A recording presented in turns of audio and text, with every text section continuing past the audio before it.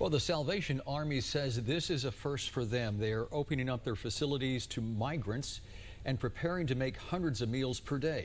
Channel 5's Christian Von Preissing explains how stepping up is also putting pressure on the organization. Right now is not a good time. It's starting to seep underneath the wall.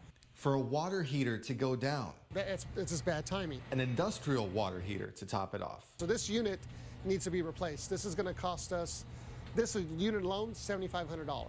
On the same night, Salvation Army is expecting an unprecedented demand, making beds for 100 immigrant families released from government custody and making 900 meals to send out to feed more immigrants. Something like this had to happen. That's a very big deal. You see you got two large commercial grade water heaters, and we just lost half of our ability to provide water. Starting last night, Captain Stephen Correra says they accepted a request for help from Catholic Charities in McAllen. Government buses continue dropping off hundreds of immigrants who cross the border illegally each day. They're released on their own recognizance with orders to appear in court. Now it's simply a challenge of finding enough bed space.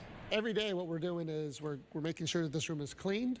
We're making sure that it's been disinfected. And to feed every one of them who spends one or several days here in the valley. Today, spaghetti, peaches, and stew. One of the 3 meals every single day. We'll have chicken soup, something that's light and something that's easy to digest. In most cases, these families are waiting their turn to head to the McAllen bus station to get a spot on a passenger bus to another city where they have relatives. We're going to have to pull those resources and figure out how we're going to pay for it. I don't know how we're going to do it. We're going to have to take it out of our general operating account, and I don't have that money budgeted. With every new person they house, it'll take more volunteers and more money to supply food, a place to sleep, and more.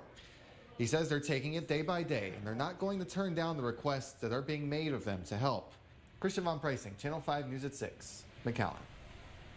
Shelter officials in Brownsville are on standby in case they also see an influx of immigrants released in downtown Brownsville.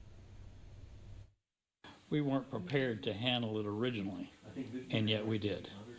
And so we don't know what the future holds, but we are preparing for a large number of people if we have to bed them down in various parts of the agency for short periods of time. We'll do that.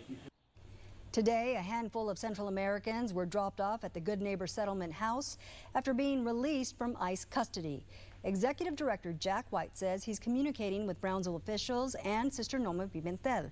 They're evaluating the situation of immigrants being released. So far, the shelter in downtown Brownsville hasn't seen a difference, but White knows that could change, so they're monitoring the situation.